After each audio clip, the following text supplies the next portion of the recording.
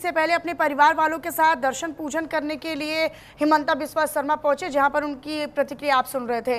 बहरहाल खबरों में आगे रुख कर लेते हैं। 3 राज्यों की 296 विधानसभा सीटों पर आज सुबह से 7 बजे से मतदान जारी है, जहां केरलम, असम और पुडुचेरी में मतदान स्थलों पर सियासी दिग्गजों ने अपने अपने मताधिकार का इस्तेमाल किया।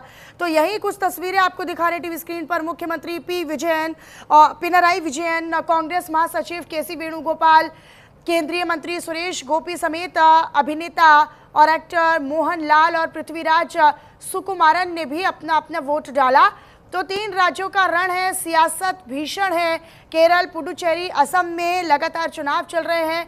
यहाँ पर मुख्यमंत्री कन्नूर क्षेत्र में दरअसल यहाँ पर वोट डालने के लिए गए। पिनराई विजयन मुख्यमंत्री हैं और ऐसे में वो यहाँ पर वोटिंग का अधिकार जो उनका है उसका इस्तेमाल करते हुए नजर आए। इसके अलावा ये अलग अलग शहरों से आपको तस्वीरें दिखा रहे हैं। आप ये समझ पाएंगे, तिरुवनंतपुरम की तस्वीर आप देख रहे हैं। यहाँ पर भी जो मंत्री हैं, जो नेता हैं, वो पहुँचे हैं अपने अपने मताधिकार का इस्तेमाल करने के लिए। कन्नूर में एक और तस्वीर आप देख रहे हैं, कोच्चि की आप तस्वीर देख रहे हैं, केरल की, तमिलनाडु, केरल, पुडुचेरी, असम, यहाँ पर चुनाव है। और ऐसे में अगर बात की जाए तो तमाम राज्यों में अपने अपने हिसाब से समीकरण हैं, अपने अपने मुद्दे हैं जनता के, लेकिन जनता अपने सराखों पर किसे बिठाती है या किसे सत्ता की चाबी देती है या सत्ता के सिंहासन पर बिठाती है, इसका फैसला 4 मई को होगा। लेकिन उससे पहले यहाँ पर किस्मत जो है वो ईवीएम में कैद हो जाएगी। संजय का रुख कर लेते हैं। संजय असम के डिब्रूगढ़ से मेरे साथ मेरे सहयोगी लाइव जुड़े हुए हैं। सीधा संजय आप ही का रुख कर लेते हैं। संजय, फिलहाल जहां पर आप मौजूद हैं, सबसे पहले अगर आप पोलिंग स्टेशन पर मौजूद हैं तो वहां से आप तस्वीरें भी दिखा सकते हैं हमारे दर्शकों को। हो सके तो लोगों से बातचीत करिए और किस तरह की व्यवस्थाएं आपको नजर आ रही है, क्योंकि 11 बजे का समय हो चुका है, 11 से ऊपर का समय हो गया है। फिलहाल वोटिंग परसेंटेज भी बढ़ा है। असम में 126 विधानसभा क्षेत्र का चुनाव हो रहा है और 2026 का चुनाव काफी महत्वपूर्ण माना जा रहा है। और अब 11 बज चुके हैं। 11 बजे तक अभी तक जो वोटिंग परसेंटेज है 35% हुआ है, 35 हुआ है। और हम अभी उपस्थित हैं एक चाय बागान के वोटिंग सेंटर में, जहां पर लोग काफी तादाद में मतदान देने के लिए सुबह से ही खड़े हैं। और इस बार चाय बागान के लेकर काफी चर्चा में थी, चर्चा में है। सभी लोग, सभी पार्टियां अपने अपने तरीके से लोगों को रिझाने के लिए और चाय बागान के लोगों को अपने पाले में लाने के लिए कोशिश कर रहे थे। और असम के मुख्यमंत्री हिमंता बिस्वा शर्मा ने इस बार विधानसभा चुनाव में करीबन 100 से भी ज्यादा चुनावी रैलियां की है। और हम जिस इलाके में उपस्थित है ये 18 टी स्टेट है, और जहाँ के लोग अपने मतदान केंद्र में आके मत दे रहे हैं। हम स्थानीय कुछ लोग हैं जिनसे बात करेंगे कि क्या कहेंगे इस बार सरकार किस तरह से बनेगी और क्या क्या मुद्दे थे मूल। चाय बागान के लिए क्या किया सर? चाय बागान के लिए एक्चुअली 1 नंबर मुद्दा है कि हमारे गार्डन के जो भूमि है वो भूमि हमारे नाम के लिए, हमारे नाम से पट्टा हो। तो पट्टा के लिए थोड़ा कंपनी इधर उधर का केस चल रहा है, ऐसे बोल रहा है। हम लोग को तो इतना मालूम नहीं, फिर भी हम लोग सोचते हैं कि हमारा जो जमीन है, जो 200 साल से ऊपर हो गया है, वो जमीन को हमको अधिकार मिलना चाहिए, वो जमीन हमारा होना चाहिए। क्योंकि इतने साल से हम लोग इस चाय बागान असम के लिए जितना कष्ट कर रहे हैं, और 250 रुपये हमारा मजदूरी है, और 250 रुपया में हम लोग मजदूरी करते करते इतना दिन हो गया। अभी सरकार के तरफ से 30 रुपया मुआवजा बढ़ गया है। सरकार जब सत्ता में आई थी, बीजेपी जब सत्ता में आई थी तो बोली थी कि हम लोग 350 रुपया आपको वेतन देंगे, दिन का हजिरा देंगे। हाँ, तो वो मुद्दा कैसा हुआ? हाँ, वो मुद्दा अब तक पूरा नहीं हुआ है। हम सोचते हैं कि जो जमीन का मुद्दा है वो मुद्दा खत्म होने के बाद हम लोग को अगर 350 या 500 रुपये अगर हो जाए तो हमारे असम के जितने चाय बागान के लोग हैं, गरीबी के सीमा रेखा के अंदर है या उससे भी नीचे है, ये तो हम बता नहीं सकते। लेकिन ये बात जरूर बोलेंगे कि हमारे असम के लोग चाय बागान जो असम के लिए कष्ट करते हैं, उनका जितना मतलब कष्ट होता है, बारिश हो या धूप हो, सभी में इतना कष्ट करता है। उस कष्ट का अगर सरकार थोड़ा से भी अगर ऊपर सोचे कि असम के बचाने के लिए हमारा हिमंत बिश्व शर्मा से विनती है कि हमारा चाय बागान के लिए आज जितना किया है, हम लोग तो आशावादी लोग हैं, सरल लोग हैं, गार्डन का लोग हमेशा सरल रहते हैं। और इसीलिए संजय, इनसे पूछिए कि 10 सालों में बीजेपी के कार्य से संतुष्ट हैं यहाँ के लोग? की जो सत्ता है कि 10 सालों चल रही है, अब संतुष्ट है?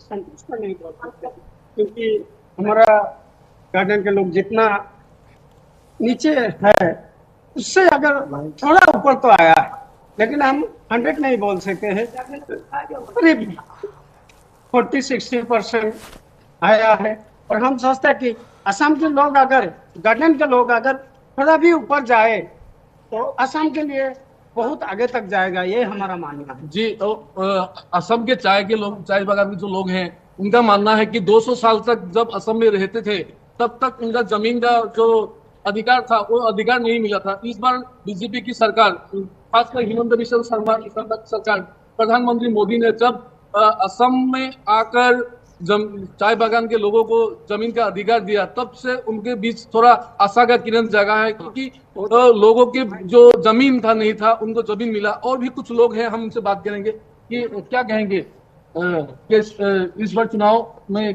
क्या देख रहे हैं, क्या मुद्दा था? चुनाव में इस बार तो अभी मुद्दा क्या हुआ है, हम लोग का जो मेन मुद्दा है वो चाय का बागान का हम लोग आदमी है और चाय बागान में हम लोग काम करता है। लेकिन अभी क्या हुआ है, ये जो बीजेपी सरकार है, ये बीजेपी सरकार जो अभी 10 साल हो गया, हम लोग ही ये बीजेपी सरकार लाया है। क्यों लाया है कि बीजेपी सरकार ने हम लोग को जमान दिया था कि आप लोग हमको दिखाओ, हम लोग आपको आपका हाजिरी, जो हम लोग का मेन मुद्दा है, आप बागान के काम करने वाला का मेन मुद्दा है, वो हम लोग का जो काम करने के विनिमय में जो हम लोग का हाजिरी मिलता है, वो हाजिरी 350 रुपया देगा बोल के वो हम लोग का जो बोला था है, वो जवान दिया था, वो अभी तक से 350 रुपया हुआ नहीं। अभी 250 रुपया में हम लोग काम करता है। और दूसरी नंबर है हम लोग का जो माटी का जो पट्टा देने वाला, वो भी अब अभी तक से वो संपूर्ण पूरा नहीं हुआ है। हम लोग का अभी तक से कुछ भी जो हम लोग के असम के ये जो शिवसागर डिस्ट्रिक्ट में अभी तक से कुछ भी नहीं हुआ है। तो वो अभी कहाँ हो रहा है वो हमको मालूम नहीं है, पता नहीं है। लेकिन तीसरी नंबर है हम लोग का जो एसटी का, अब लोग हमने कहा एसटी देने जो हम लोग का जवाब दिया था, अभी तक से वो भी पूरा नहीं हुआ।